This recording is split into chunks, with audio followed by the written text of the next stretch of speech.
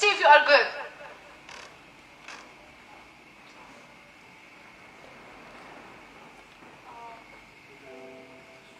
So my topic for today is self-honesty. I would love to start asking you a question. Do you want to be a successful person? Raise your hand if it's a yes. Obviously, everyone wants to be a successful person, but the most important thing is, are you doing what it takes to be a successful person? Raise your hand if it's a yes. Well, I would like to say good luck for the ones who raised their hands, and I'm so proud for the ones who didn't, because they are honest with themselves.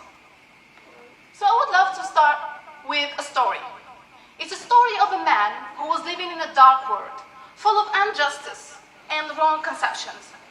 One day, he had enough, and he said, what can one man do to change the situation? And he left.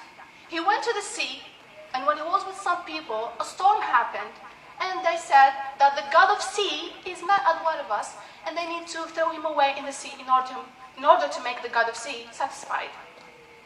And in order to identify that person, they need to make the lottery. Logic. So those are one of the wrong conceptions he ran from, which comes back to him. He participated, and he was the one chosen. They throw him in the sea, and he got eaten by a whale. I know that you have already identified the story of the Prophet Yunus alayhi salam. I'm going to use a quote. Ignorance is a home, but consciousness is an exile. Can anybody please try to explain this quote for us? What? Ignorance is a home, but consciousness is an exile. Actually, this quote speaks about the truth. When you are ignoring the truth, you are feeling at ease, you are at your comfort zone, and you are at home. But when you are conscious about the truth, you are start being tortured, and you are feeling you are living in your exile. So getting back to the story, when the Prophet Yunus alayhi salam was in the whale, he was repeating an expression. Do you know it? Tasbihat Yunus. Let's all say it together. La ilaha illa ant. Subhanaka inni kuntu min al-dhalimin. May God reward us for this. So he said, Subhanaka inni kuntu min al-dhalimin. Even though that he had so many troubles, and he said that he's an oppressor, because he finally realized that even the victim is responsible for what's happening to him. And that was the first step towards change and success. We tend to lie to ourselves because we fear the truth, and we don't have strength to admit the truth and deal with the consequences. Sigmund Freud, when he defined lying, he said it's an ego defense mechanism. It means that it's a strategy we use in order to protect ourselves from being hurt.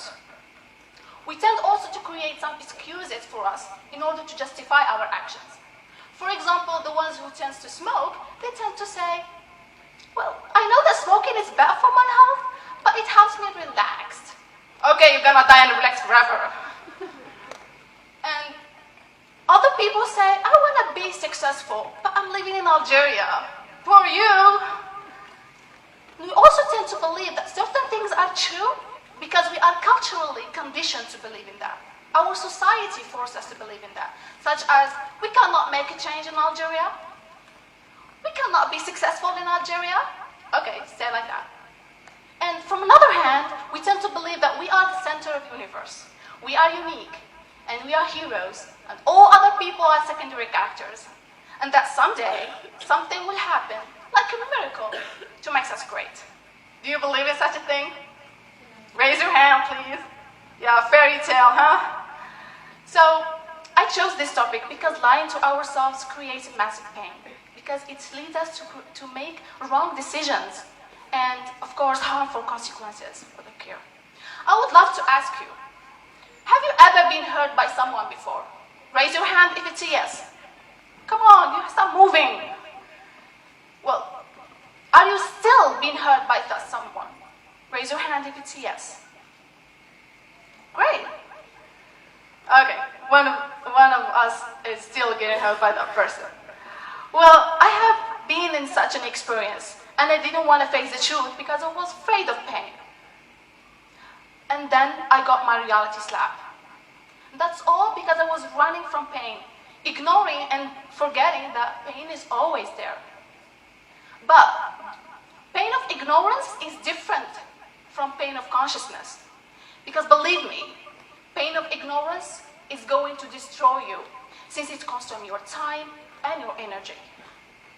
But pain of consciousness is going to build you. The process of being self-honest is actually hard, but it can happen when we believe and when we apply, which is more important, an idea. That we cannot control everything that happens in our lives, but we are responsible and in control of our reactions toward those things. I would love to share with you my experience. And of course, let me tell you something, that we have enough of negativity surrounding us. So let's identify the things that we can control and put them out of our lives, really. So when I had to change my field of study from computer science high school to English university, it was a hard decision for me because I was still struggling with my insecurities. What would my family say? What if I didn't find a job? Or what about the cultural norms saying that schools are better than universities? And people literally tell me that you are crazy. And I was thinking that what if my life turns bad? But what if it doesn't? That fear is the enemy, as Mahatma Gandhi said. The enemy is fear. We think it's hate, but it's fear. We need to know that self-honesty is the key to self-development and control, far away from illusions and dreams. I would love also to share with you some experiences that I made in order to see other people's opinions. I created a poll asking people about the two questions. I found that 79% of people want to be successful, but only 68% is working hard. Well, that's a good sign. And that's only to tell you that you're not alone struggling with that. I've also asked people from different countries of the world the same two questions. It was the same thing. But what I liked is an answer from someone. He said, this planet is full of lazy people. And that reminds me of the American Army's code, saying that everybody loves heaven, but nobody wants to die. I have also asked another friend, and she loves to share her pictures, answering the two questions.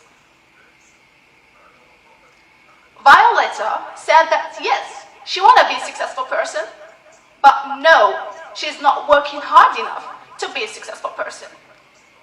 And she is an American woman. So it's not the problem with Algeria.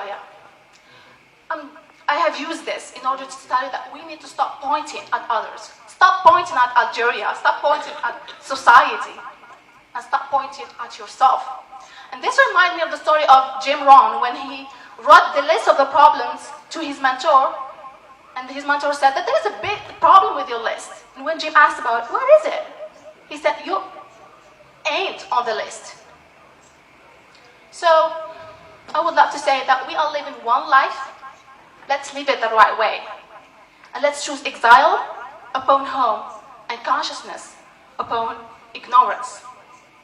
So what did you choose? Are you going to be honest with yourselves? If yes, raise your hands. Great. And the second thing, are you going to start working hard enough to be successful? Raise your hand if it's a yes. Whoa, I'm so proud of you.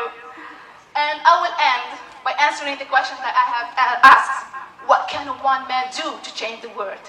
And this with Allah's words when He said, وَأَرْسَلْنَاهُ إِلَى مَائَةَ أَلْفٍ أَوْ يَزِيدُونَ. And we sent him to 100 or more. And by the way, keep it in mind, we're not even a one person. We are more than that. So thank you so much.